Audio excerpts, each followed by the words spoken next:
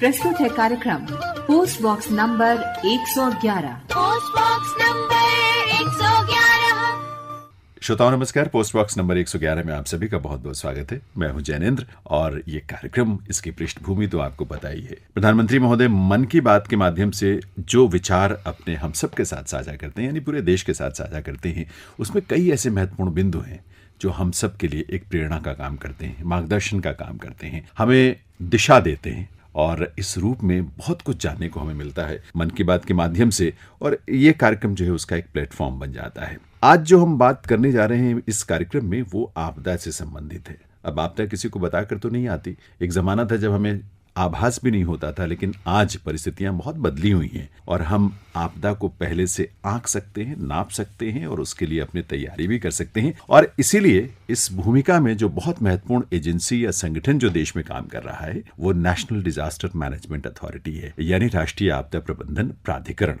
और हमारे लिए बड़ी खुशी की बात है और मुझे लगता है कि बहुत उपयोगी कार्यक्रम आप सबके लिए होगा, क्योंकि इसके सदस्य सचिव श्री कमल किशोर जी आज आकाशवाणी के स्टूडियो में हैं बातचीत करने के लिए। देश में इस समय आपदा प्रबंधन को लेकर हम कहाँ हैं, किस रूप में हैं और क्या क्या भूमिकाएं निभा रहे हैं। तो आइए सबसे पहले स्वागत करते हैं कमल किशोर जी का। बहुत बहुत स्वागत है सर आपका कार्यक्रम में। नमस्कार जैनेन्द्र जी, आपको भी और आपके श्रोताओं को भी। देखिए, विपर्जॉय अभी जस्ट कुछ दिन पहले ही उसका वो खत्म हुआ है, लेकिन बड़ी सारी चीजें ना बदली हुई कमल जी दिखाई देती है। जो पहले एक डर रहता था, अब चूंकि जानकारियां हमारे पास होती हैं तो हमें पता होता है कि हमें क्या क्या चीजें करनी है, कैसे कैसे चीजें करनी है। और अब जो आपका प्राधिकरण है, प्राधिकरण के अंतर्गत इतनी सारी जो एजेंसीज हैं लगातार बहुत प्रोफेशनली काम करती हैं, तो उससे मुझे लगता है कि हम बहुत आश्वस्त हो गए हैं अभी कम से कम नुकसान में या ना नुकसान हो किसी भी जान माल का, उसमें हम ऐसी आपदाओं को निकाल सके। आप चूंकि सदस्य सचिव के रूप में बहुत महत्वपूर्ण भूमिका है और लगभग मेरा ख्याल है 30 वर्षों का तो आपका अनुभव है इस क्षेत्र में। 8 साल से तो इस प्राधिकरण के साथ हैं आप जी।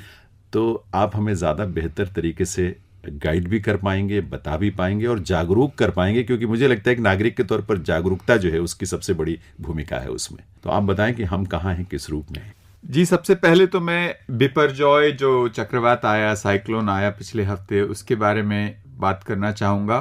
पहली बात तो ये है कि ये खुशी की बात है कि इस बार बिपरजॉय साइक्लोन में हमने 0 मोर्टेलिटी के लक्ष्य को हासिल किया है जी, जो कि बहुत ही मुश्किल काम है। हम आपदाओं से होने वाली मृत्यु दर को कम कर सकते हैं, लेकिन उसको एकदम शून्य करना ये एक उपलब्धि है। और इसके लिए सबसे पहले मैं गुजरात की जनता का, गुजरात के स्थानीय प्रशासन का, गुजरात सरकार का बहुत ही अभिनंदन करना चाहूंगा, उनको बधाई देना चाहूंगा कि उन्होंने प्रशासन के साथ मिलकर के, आपस में मिलकर के इसको हासिल किया है। कमल जी, ये सच बात है और इसीलिए माननीय प्रधानमंत्री महोदय ने मन की बात में कच्छ के लोगों का, जो बहुत प्रभावित क्षेत्र था, पहले भी प्रभावित रहा, जब भूकंप वहां आया था बहुत ही भयंकर, वहां के लोगों की इच्छा शक्ति, उनकी जिजीविषा और उनकी सक्रियता की बड़ी तारीफ की है। आपकी अनुमति लेकर मैं वो अंश श्रोताओं को भी सुनवाना चाहता हूं, हम भी सुने उसे, और उसके बाद हम विस्तार से आपसे जानेंगे इन चीजों के बारे में, जो लोगों की या प्रशासन की और आप लोगों की जो भूमिका रही है। आइए सुनते हैं।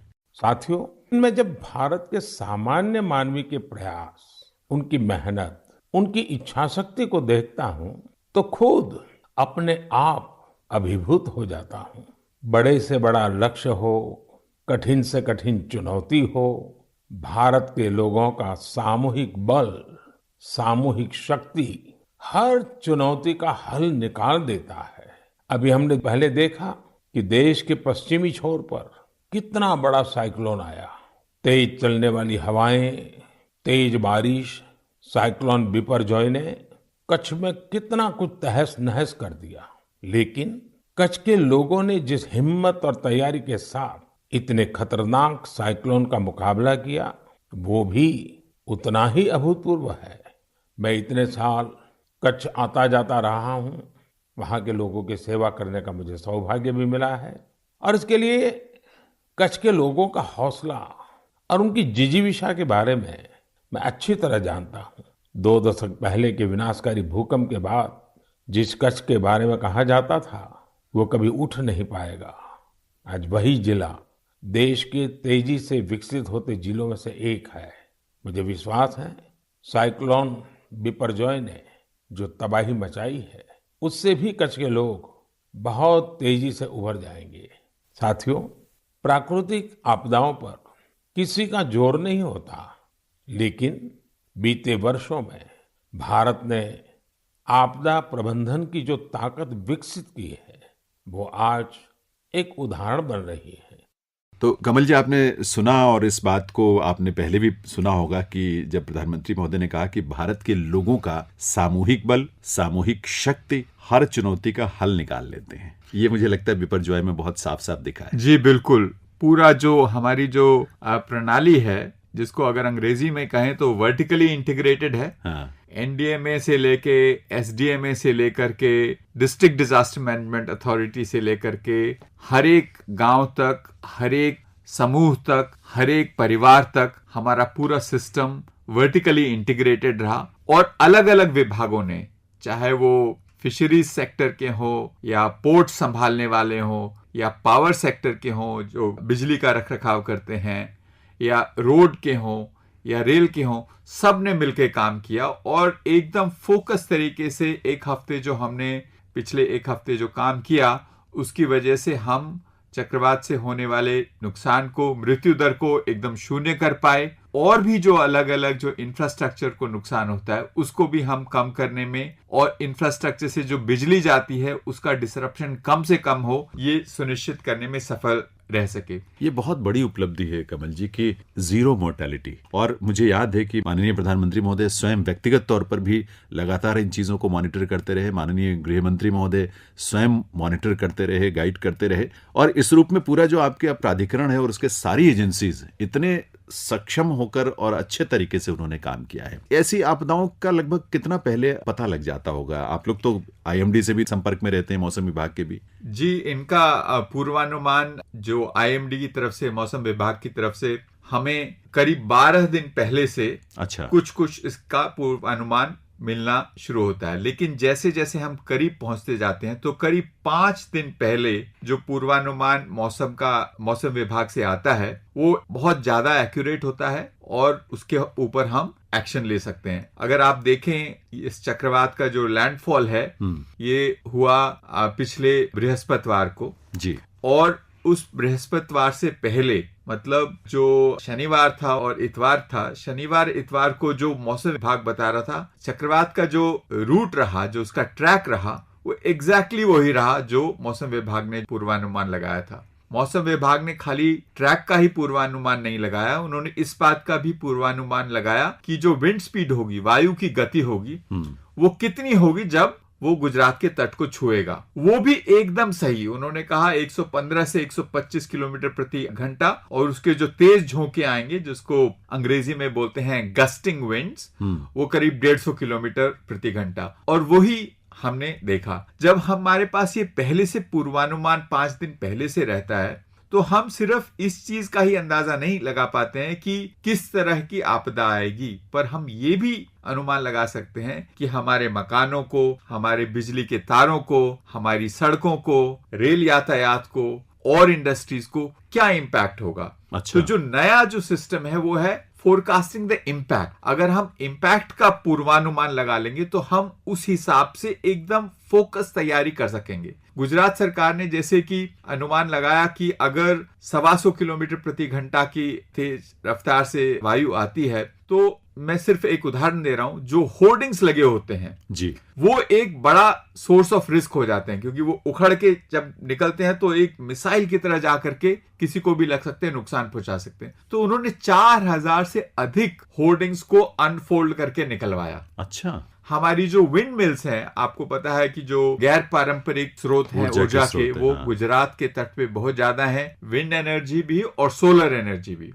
तो विंड मिल्स को कैसे फोल्ड करके रखना है कि उसको नुकसान कम से कम हो या बिल्कुल ना हो, सोलर पैनल्स को कैसे विंड से प्रोटेक्ट करना है। तो ये सारे जो हम पहले से पूर्वानुमान लगा करके जो हम ये सारे काम कर सकते हैं जिससे हम नुकसान को कम कर सकें, वो सब हम कम कर पाए। हम मृत्यु दर को तो कम कर ही पाए हैं, हम अब जिसे अंग्रेजी में कहें तो हम कहना चाहते हैं कि we want to go beyond saving lives to also saving livelihoods. जीवन ही नहीं, जीविकाओं का भी बचाव हो। जी जी। और ये जो उपलब्धि आप पिछले एक हफ्ते में देख रहे हैं, ठीक है, पिछले एक हफ्ते में हमने काफी काम किया और हर स्तर पे इसके ऊपर चर्चा हुई, तैयारी हुई। प्रधानमंत्री जी ने खुद सोमवार को ही इसके ऊपर एक सभी जो विभाग हैं उनके साथ मीटिंग लेकर के इस चीज का जायजा लिया। गृह मंत्री जी ने खुद इसको क्लोजली फॉलो अप किया। जो राज्य सरकार है सबके साथ मिलकर के बात की। हमारे जो कैबिनेट सचिव हैं, गृह सचिव हैं, हर स्तर पे हमने सतत निगरानी रखी।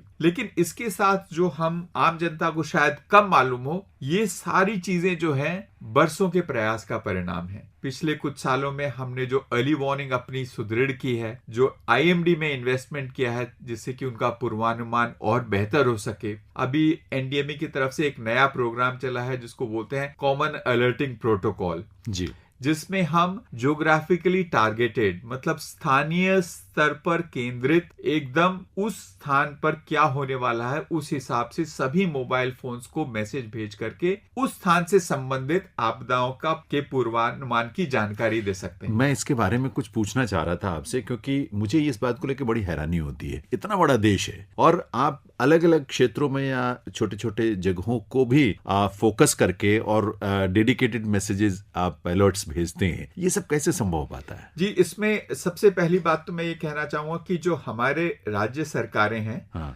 और राज्य के जो आपदा प्रबंधन प्राधिकरण है उनका सहयोग और उनका नेतृत्व बहुत जरूरी है। और दूसरा है हमारी अलर्ट जनरेटिंग एजेंसीज, जैसे मौसम के संबंध में मौसम विभाग, अगर कहीं ज्यादा वर्षा की संभावना है या चक्रवात आने की संभावना है, और अगर बाढ़ की है तो सेंट्रल वाटर कमीशन। तो ये अलग अलग अलर्ट जनरेटिंग एजेंसीज हैं।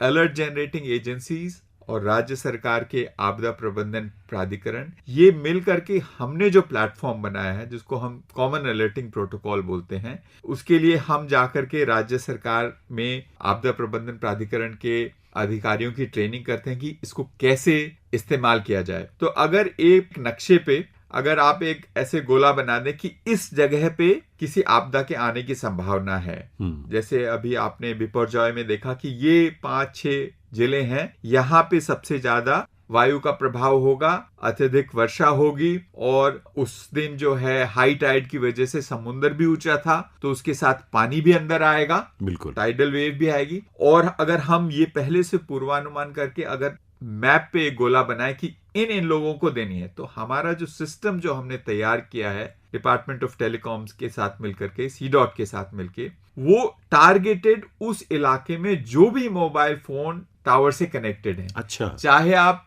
दिल्ली से वहां गए हुए हो, चाहे आप अमेरिका से आकर के उस स्थान पर हो, वो सीधा आपको SMS पुश होगा और आपको ये जानकारी समय पे दी जाएगी कि ये आपदा आने वाली है और आपको ये सब एहतियाती कदम उठाने की जरूरत है। तो इसको तैयार करने में हमें काफी समय लगा, लेकिन ये अभी ऑपरेशनल है। अभी हम अगले 1 साल में इसको और भी इसके जो मेथड्स जो इसके तरीके हैं डिसेमिनेट करने के, जानकारी को आगे पहुंचाने के, सेल ब्रॉडकास्ट टेक्नोलॉजी, कैसे हम रेडियो के थ्रू स्थानीय स्तर पे इस चीज को आगे पहुंचाएं, टीवी के थ्रू पहुंचाएं, रेलवे स्टेशन पे जो अनाउंसमेंट होती है उसके माध्यम से पहुंचाएं। तो इस जो नेक्स्ट जनरेशन होगा कैप का, कॉमन अलर्टिंग प्रोटोकॉल का, इसके ऊपर करेगा। लेकिन सबसे जरूरी बात मैं आपको ये बताना चाहता हूं इससे भी ज्यादा कि जो स्थानीय स्तर पे हमारी तैयारी है, हमारे देश के करीब 90% जिलों में डिस्ट्रिक्ट डिजास्टर मैनेजमेंट प्लान है। अच्छा, बहुत सारे जिलों में ये उससे भी नीचे वार्ड स्तर पे या गांव के स्तर पे भी एक डिजास्टर मैनेजमेंट प्लान है। हमने पिछले कुछ सालों में एक national cyclone risk mitigation programme implement किया है जी, जिसमें तटीय इलाकों में साइक्लोन शेल्टर बनाए गए हैं।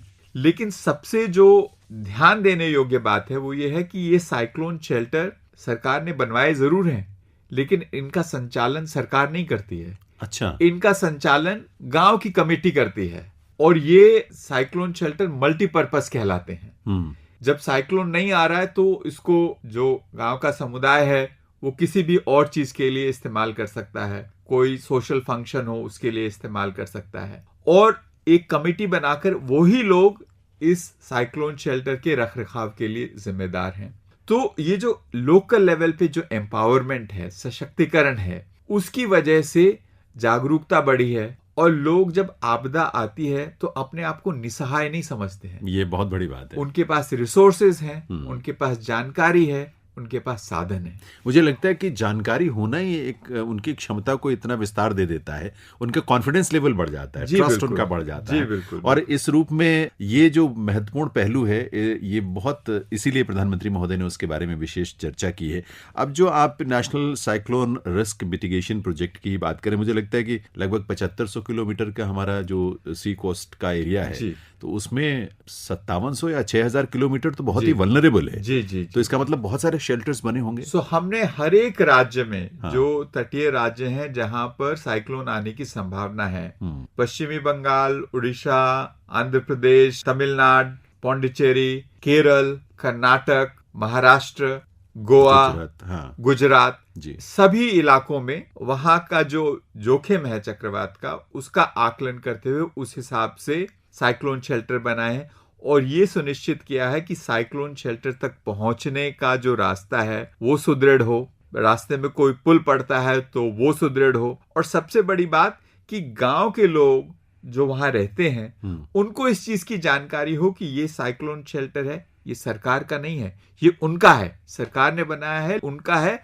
और वो उसके रखरखाव के लिए जिम्मेदार हैं। उनकी अपनी कमेटी है, उनके पास थोड़ा फंड है, और वो सामान्य समय पर जब कोई साइक्लोन नहीं आ रहा है तो उसको इस्तेमाल करते हैं। तो ऐसा ना हो कि साइक्लोन आ रहा है आपको चाबी नहीं मिल रही क्योंकि आपने उसको कभी इस्तेमाल ही नहीं किया, कभी देखा ही नहीं पहले अंदर से कैसा इस्तेमाल होते रहने से वो तैयार स्थिति में रहता है, तैयार स्थिति में, तो इसलिए हमेशा आपदा के समय वो काम आ जाता है। जी बिल्कुल। श्रोताओं, कार्यक्रम आप सुन रहे हैं पोस्ट बॉक्स नंबर 111, और आज इस कार्यक्रम में हम आपदा प्रबंधन को लेकर देश में जो विस्तार मिला है इसे, इसके तमाम गतिविधियों को, और जिस रूप में ये अपनी पूरी क्षमता के साथ लोगों के जान माल की रक्षा करने में, उसको सुरक्षित बनाए रखने में भूमिका निभा रहा है। और उसके उदाहरण तो बहुत सारे आपने देखे। अभी अभी बिपरजॉय का जो चक्रवात है वो आपने देखा, इसके पहले भी बहुत सारी ऐसी आपदाएं आई हैं। उसमें जिस प्रोफेशनलिज्म के साथ, प्रिसीजन के साथ, जिस क्षमता के साथ ये सारे कामों को अंजाम दिया गया आपदा प्रबंधन का, उस वजह से एक मन में उत्सुकता और उत्कंठा तो जागी है कि इसके बारे में और विस्तार से जाने। और आज इस कार्यक्रम में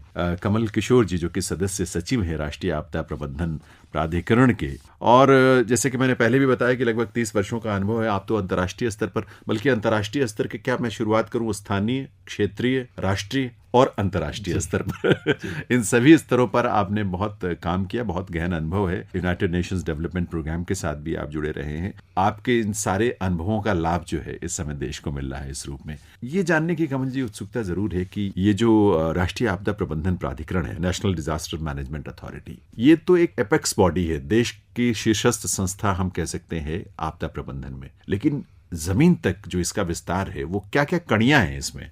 जी, मैं इसका एक हिस्सा पहले बताऊंगा, लेकिन उससे पहले मैं ये कहना चाहूंगा, मेरे अनुभव से जो आपने कहा कि देश को लाभ हो रहा है, उससे ज्यादा लोगों के साथ काम करके मुझे सीखने को मिल रहा है जी। और जब हम लोगों के साथ काम करते हैं, जैसे कि हमारे प्रधानमंत्री कहते हैं कि आपदा प्रबंधन महाविचार, पूरा भारत भागीदार, इसमें जन जन की भागीदारी चाहिए, और जब तक वो भागीदारी नहीं रहेगी तो हम लोग भी जो प्रशासन में हैं वो ठीक से काम नहीं कर पाएंगे। क्योंकि अगर हम जब लोगों से सुनते हैं और जमीन से जुड़ के काम करते हैं तो जो भी हम नीतियां बनाते हैं, जो भी हम प्रोग्राम बनाते हैं, वो रेलेवेंट होते हैं, प्रासंगिक होते हैं, सच बात, और इफेक्टिव होते हैं। इन बातों के साथ मैं ये कहना चाहूंगा कि देखिए, एक तो ये है कि रिस्पांस के मामले में पिछले कुछ सालों में हमने नेशनल डिजास्टर रिस्पांस फोर्स को और सशक्त किया है।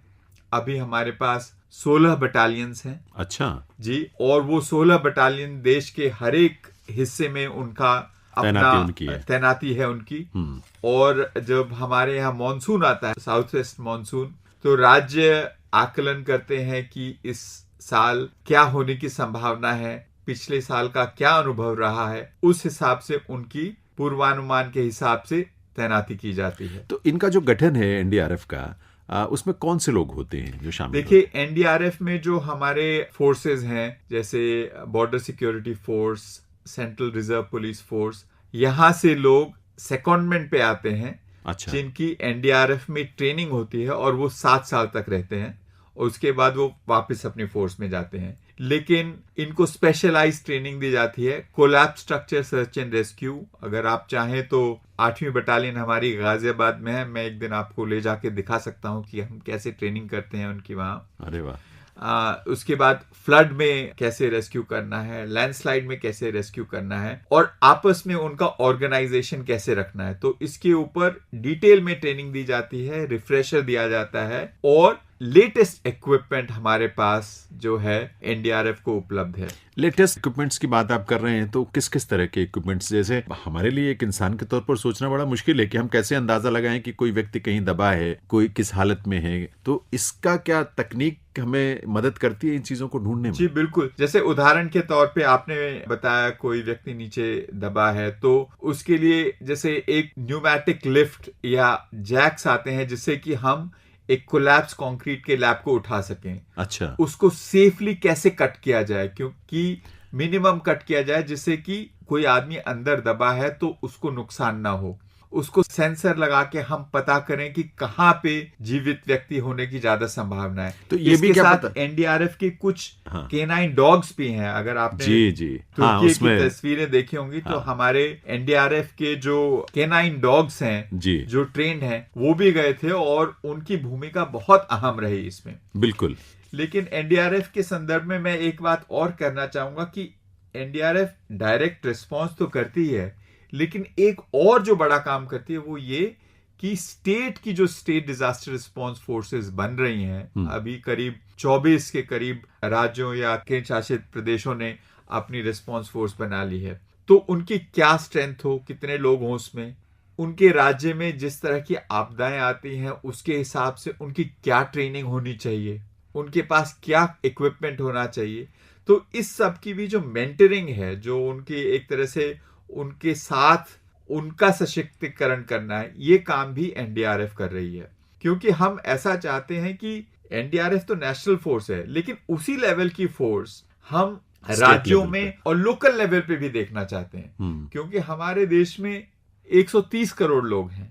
130 करोड़ लोग में अगर हम 16 बटालियन को देखें तो ये भी कम पड़ता है। हमें तो हर गांव में, हर कस्बे में, हर शहर में, हर मोहल्ले में उस जगह की जरूरत के हिसाब से प्रशिक्षित लोग चाहिए। तो इसको हम कैसे आगे बढ़ाएं, ये एक बड़ा फोकस एरिया है जो मेरे ख्याल से समाचार में इतना नहीं आता है। समाचार में हम सिर्फ एनडीआरएफ का डायरेक्ट रिस्पांस का काम देखते हैं, लेकिन उतनी ही बड़ी जिम्मेदारी पूरे देश के रिस्पांस सिस्टम को सुदृढ़ करने की वो है। इसके साथ मैं आपको बताना चाहूंगा कि 28 सितंबर 2021 में माननीय गृह मंत्री जी ने एक नई स्कीम का उद्घाटन किया था जिसे बोलते हैं आपदा मित्र।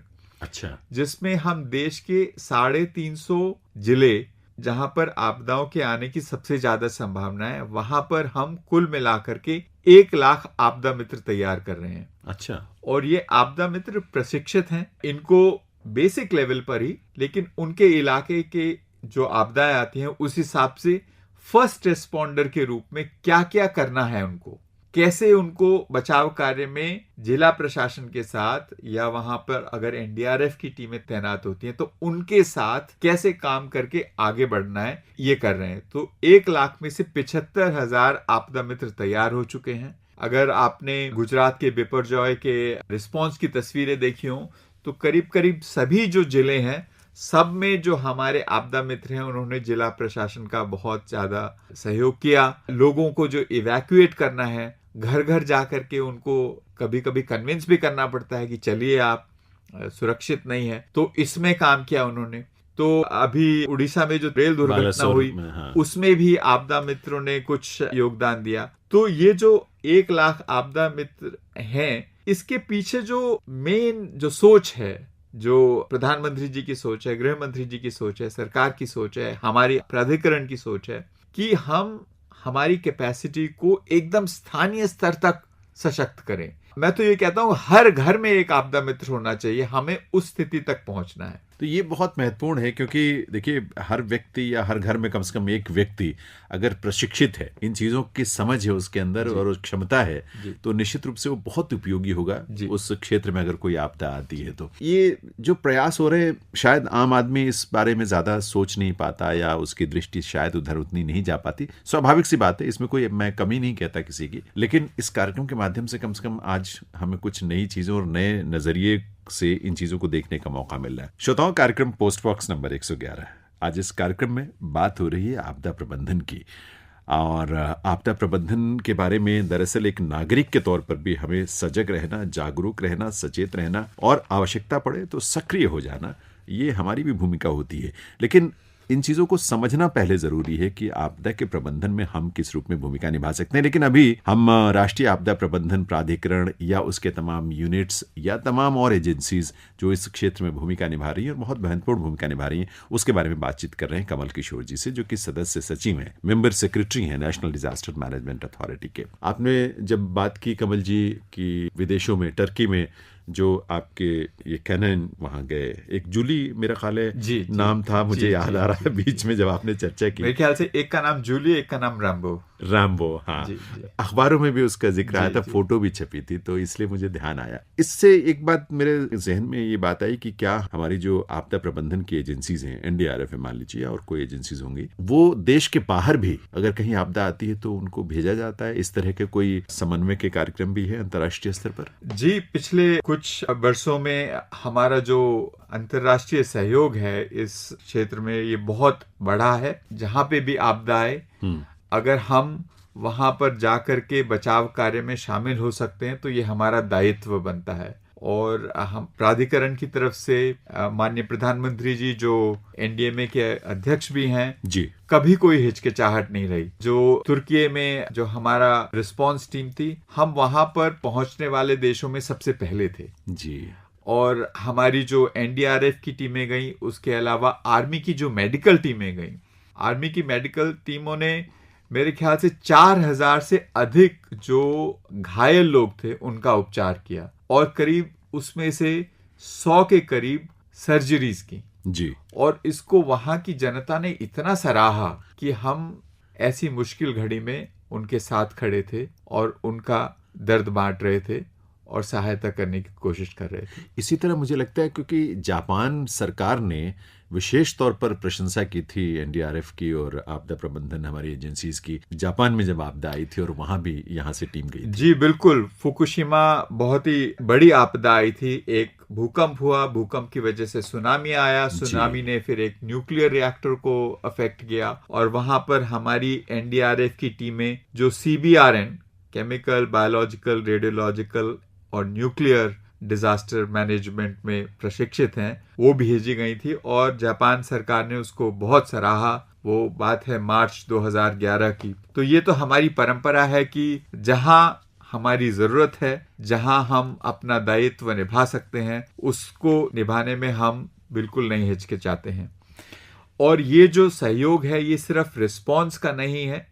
कुछ वर्षों पहले प्रधानमंत्री जी ने एक ग्लोबल कोalition की घोषणा की थी जिसको बोलते हैं कोalition फॉर डिजास्टर रेजिलिएंट इंफ्रास्ट्रक्चर, जिसमें 31 देश और दुनिया के सभी भागों से, America, United kingdom, Canada, Australia, Japan, Mongolia, Nepal, Sri Lanka, Maldives, Mauritius, सब तरह के देश, विकसित देश, विकासशील देश, छोटे द्वीपीय देश, लैंडलॉक्ड देश, सब इसमें शामिल हैं। और इन सब का कोalition का जो मुख्य ध्येय है वो ये है कि हम कैसे अपना इंफ्रास्ट्रक्चर ऐसे बनाएं कि वो आ जाने वाली आपदाओं को सह सके, आज से 10 साल, 20 साल, 30 साल। क्योंकि देखिए, जब हम इंफ्रास्ट्रक्चर बनाते हैं तो वो 1 साल या 2 साल के लिए नहीं बनाते, हम दशकों के लिए बनाते हैं। तो हम कैसे मिलकर सहयोग करें, कैसे हम लेटेस्ट जानकारी, सबसे उन्नत प्रौद्योगिकी इसमें ला सकें कि हमारा जो इंफ्रास्ट्रक्चर है वो डिजास्टर रेजिलिएंट हो सके। ये दूरगामी सोच हमारे प्रधानमंत्री जी की इस कोalition के रूप में परिलक्षित होती है। देखिए, ये इंफ्रास्ट्रक्चर डेवलपमेंट की बात भी है और मुझे लगता है कि एक सहयोग की बात भी है कि कहीं आपदा हो तो सब लोग एक साथ खड़े हो जाएंगे बिल्कुल, बिल्कुल। और एक दूसरे को सहयोग करेंगे तो उसका लाभ, और सबसे बड़ी बात तो मानवता की रक्षा होती है, मानव जिंदगियां बचती हैं। मुझे उस समय का ध्यान है कि जापान में जिसका जिक्र आप कर रहे हैं, तबाही आई थी, 20,000 से ज्यादा लोग मारे गए थे और एनडीआरएफ की टीम वहां गई थी जिसके लिए विशेष प्रशंसा भी हुई। एक सवाल मेरे दिमाग में कमल जी आ रहा था, इतनी तबाही, इतनी भयंकर आपदा, इतनी मुश्किल हालात, खुद जो हमारे बचाव या राहत दल हैं उनको भी तो वही सब सामना करना पड़ता है। कहीं खाने की व्यवस्था ठीक नहीं होगी, पीने के पानी की व्यवस्था ठीक नहीं होगी, रहने की व्यवस्था ठीक नहीं होगी। और जापान में तो मैंने सुना था कि चूंकि अनाज की या राशन की कुछ दिक्कत थी, उपलब्धता नहीं थी, तो एक समय खाकर हमारी टीमों ने काम किया है। जैनेंद्र जी, ऐसे ही तुर्की में जब हमारी टीमें भेजी गई तो वहां पे जो तापमान था वो बहुत ही कम था, और उस कम तापमान के बीच में 18-18 घंटे दिन में हमारी टीमों को बचाव कार्य में काम करना पड़ा जी। ऐसी स्थिति में जब वहां पर बिजली की व्यवस्था नहीं थी, ईंधन की व्यवस्था नहीं थी, ये सारी व्यवस्थाएं हम यहां से लेकर गए थे ताकि हम अच्छा इफेक्टिव रिस्पांस दे सकें। लेकिन इसमें मैं हमारी टीमों की प्रशंसा करना चाहूंगा कि एक तो 100% कमिटमेंट, जो काम करना है वो करना है, और दूसरों का बचाव कार्य सबसे पहले और उसके बाद हम। लेकिन इसके साथ ये भी कहना चाहूंगा कि जो हमारा प्रोफेशनल रिस्पांस है वो पूरी तैयारी के साथ जाता है, और वहां किस तरह की चुनौतियों का सामना करना पड़ेगा इसका भी पूर्वानुमान लगा के जाता है, और कम से कम असुविधा हो जिससे कि हमारा रिस्पांस और भी इफेक्टिव हो सके, इसका पूरा प्रयास रहता है। और ये जो पहले से हम तैयारी करते हैं, इसका प्रभाव हम जब फील्ड में जाते हैं तो देखने को मिलता है। देखिए, वैसे ही नहीं, एंजल्स इन डिजास्टर कहा जाता है, देवदूत आपदा के समय। हमारे इन जो आपदा और बचाव राहत कार्यों से जुड़े हुए हमारे साथी हैं, एनडीआरएफ के हों या पूरा प्राधिकरण के अलग अलग इकाइयों के जो भी सदस्य हैं, उन सब की बहुत महत्वपूर्ण भूमिका है। जो आपका प्राधिकरण है कमल जी, मेरा ख्याल बहुत पुराना तो नहीं है, लेकिन इतने कम वर्षों में जिस तरह का एक प्रोफेशनल तौर तरीके से पूरे काम को अंजाम दिया है, इसके कुछ इतिहास के बारे में बताएं। कैसे सोच उपजी थी और कैसे आगे बढ़ी और आज हम यहाँ पहुंचे हैं? देखिए, इसका इतिहास शुरू होता है करीब 1999 के सुपर साइक्लोन से। तब से देश में एक संगठन बने, एक प्राधिकरण बने, इस विषय में चर्चा होती रही। उस समय एक समिति भी बनी थी, उस समय एक हाई पावर्ड कमेटी भी बनी थी 1999-2000 के आसपास। और उसके बाद 2005 में संसद ने एक डिजास्टर मैनेजमेंट एक्ट पारित किया, जिसके अंतर्गत एनडीए में नेशनल डिजास्टर मैनेजमेंट अथॉरिटी और साथ साथ सभी राज्यों में स्टेट डिजास्टर मैनेजमेंट अथॉरिटी और जिलों में डिस्ट्रिक्ट डिजास्टर मैनेजमेंट अथॉरिटी की स्थापना की गई जी।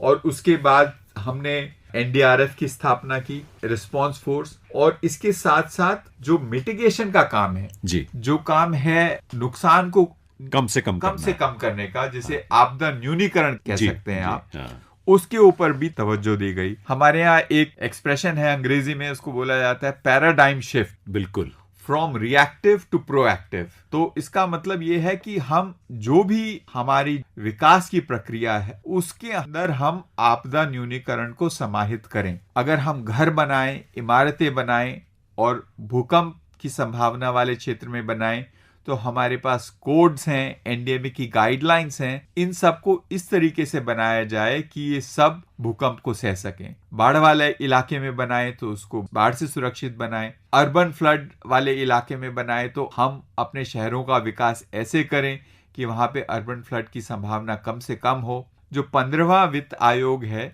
इसकी सिफारिशों को सरकार ने स्वीकार किया है और एक बहुत बड़ा बदलाव लाया है। इसमें अभी जो है हमारे पास कई हजार करोड़ रुपया आपदा न्यूनीकरण के लिए है, और इसमें से एक खास एलोकेशन, ईयर मार्किंग, वो अलग अलग आपदाओं जिनकी अभी हम बारंबारता बढ़ती हुई देख रहे हैं उसके ऊपर है। जैसे कुछ इलाके हैं जहां नदी का कटाव या समुद्री तट का कटाव, उसको हम कैसे मिटिगेट करें, उसके प्रभाव को कैसे कम करें, शहरी बाढ़ को हम कैसे कम करें। जो हमारे पर्वतीय राज्य हैं और वहां पे शहर हैं, उनकी अपनी अलग समस्याएं हैं आपदाओं से संबंधित, बिल्कुल, उनको हम कैसे सपोर्ट करें। सूखे के संबंध में हम कैसे सपोर्ट करें। हमारी जो फायर सर्विसेज हैं, अग्निशमन सेवाएं हैं, हम इनको कैसे सुदृढ़ करें। इसके लिए 5,000 करोड़ रुपए का प्रावधान है। 13 तारीख को माननीय गृह मंत्री जी ने 8,000 करोड़ रुपए से अधिक के प्रोग्राम्स जो आपदा न्यूनीकरण के हैं, ये आपदा रिस्पांस के नहीं है, न्यूनीकरण के हैं। तो मैं आपको ये बताना चाह रहा हूं कि हमारी जो सोच है, हमारे नेतृत्व की जो सोच है, वो बहुत दूरगामी है। वो उसको इस बात का पूरा आभास है कि हम सिर्फ रिस्पांस पे, प्रतिक्रिया पर निर्भर नहीं रह सकते। हमको अपने विकास के कार्यक्रमों को, अपने शहरों को, अपने इमारतों को, अपने गांवों को ऐसा सुदृढ़ करना होगा कि हम जब आपदाएं आए तो नुकसान कम से कम हो, जीवन को ही नहीं जीविकाओं को भी। बिल्कुल, बहुत महत्वपूर्ण बात है और इस बात को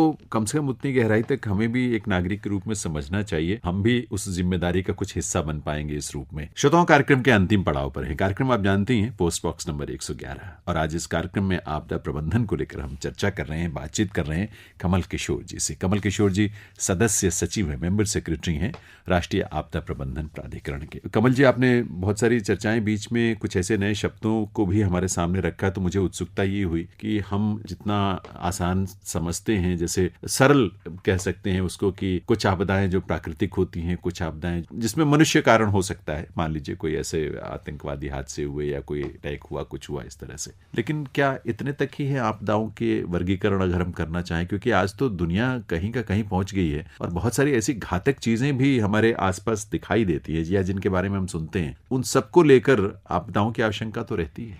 देखिए, जो वास्तव में जमीनी तौर पर कभी कभी ऐसा प्रतीत होता है कि आपदाओं का वर्गीकरण करना कि ये प्राकृतिक है, ये मानवीय है, ये थोड़ा मुश्किल होता जा रहा है आज के जमाने में, क्योंकि अधिकतर दोनों का मेल रहता है। जैसे अगर आप उदाहरण लें, एक भूकंप आए और भूकंप से क्षति हो तो ठीक है, भूकंप अपने आप में एक प्राकृतिक घटना है, लेकिन वो घटना आपदा तब बनती है जब हमारे भवन गिरते हैं। और हमारे भवन क्यों गिरते हैं? हमारे भवन इसलिए गिरते हैं कि हम जो हमारे बिल्डिंग कोड्स बनाए हुए हैं, जो दुनिया के सबसे उत्तम बिल्डिंग कोड्स में हैं, हम उसका पालन नहीं करते हैं। तो ये जो भवन ठीक से नहीं बनाना, ये जो है, ये तो पूर्णतः मानवकृत है। बिल्कुल।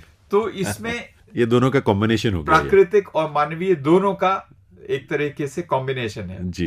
तो इसमें मैं आपके श्रोताओं को ये कहना चाहूंगा कि हम अपनी जागरूकता बढ़ाएं और इसको एक पर्सनल, व्यक्तिगत जिम्मेदारी के रूप में लें। खाली रिस्पॉन्स के लिए नहीं, पर इस चीज की जानकारी बढ़ाएं कैसे जो हम हर एक कदम उठाते हैं उससे आपदाओं से होने वाले नुकसान का जोखिम बढ़ता है या कम होता है। आप एक घर खरीदने जाते हैं, फ्लैट खरीदने जाते हैं, तो आप ये देखते हैं कि आपके बाथरूम में कौन से फिक्सचर्स लगे हैं, आप ये देखते हैं कि आपके रसोई में कौन से नए इक्विपमेंट लगे हैं। खास करके जो शहरों का मध्यम वर्ग है वो इन चीजों पर बहुत ध्यान देता है। क्या हमने कभी बिल्डर से पूछा है कि अगर हमारा घर जोन 4 में आता है, जो कि जोन 5 से सिर्फ एक जोन नीचे है और वहां भूकंप आने की संभावना है, क्या ये भवन उस प्रणाली से बनाया गया है कि ये भूकंप को सह सकेगा? क्या हमने बिल्डिंग कोड को कंप्लाई किया है? और मैं आपको ये कहना चाहूंगा भूकंप के संबंध में, जब नया भवन बन रहा है उसको आप अगर भूकंप रोधी बनाना चाहते हैं तो उसकी कॉस्ट कोई बहुत ज्यादा नहीं बढ़ती है।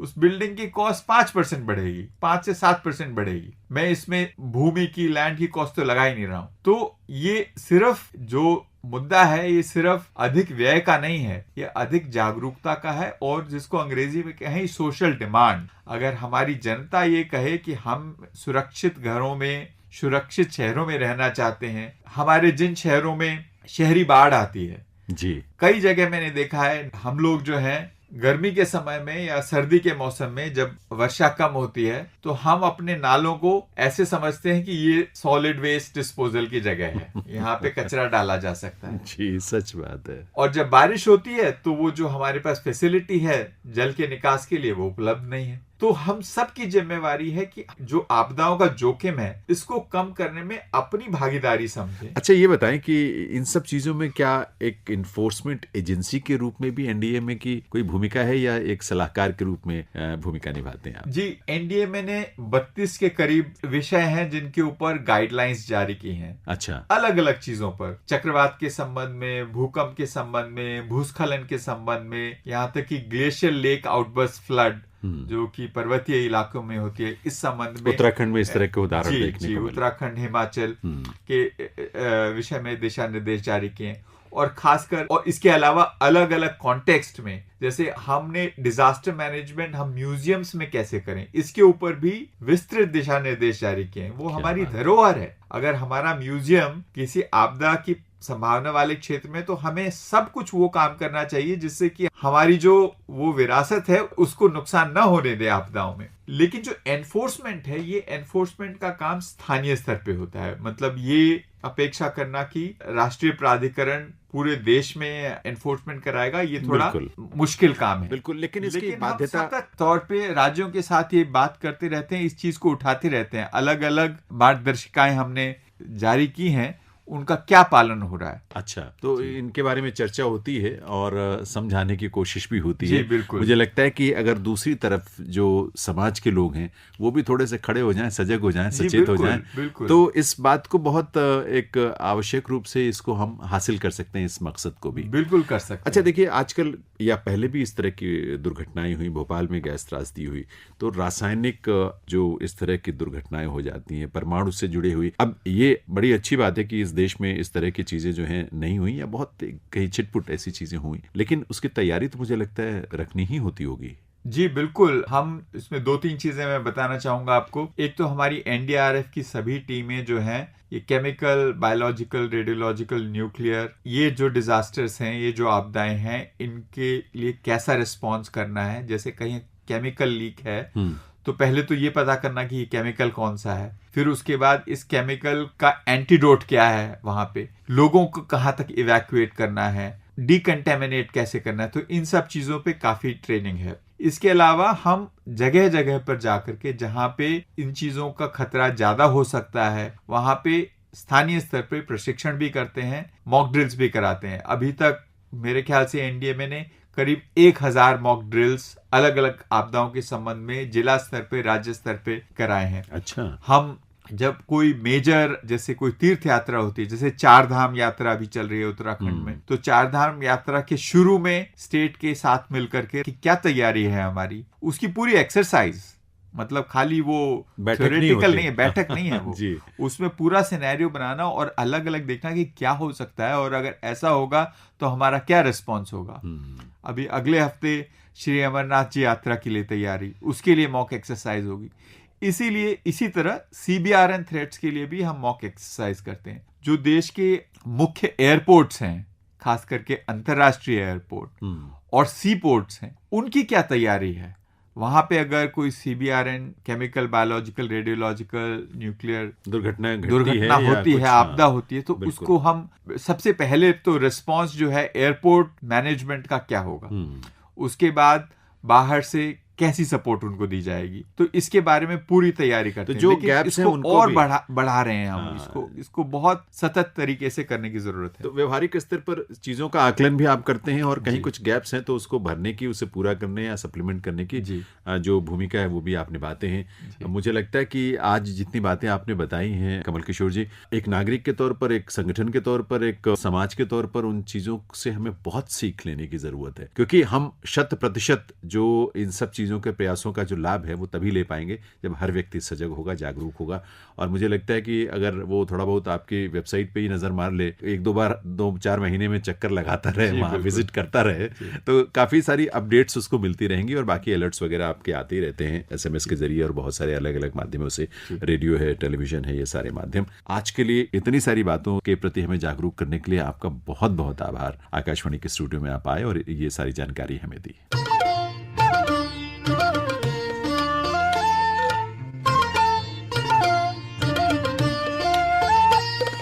अभी आप सुन रहे थे कार्यक्रम post box number 111। Post box number 111। इस कार्यक्रम के प्रस्तुतकर्ता थे जैनेंद्र सिंह।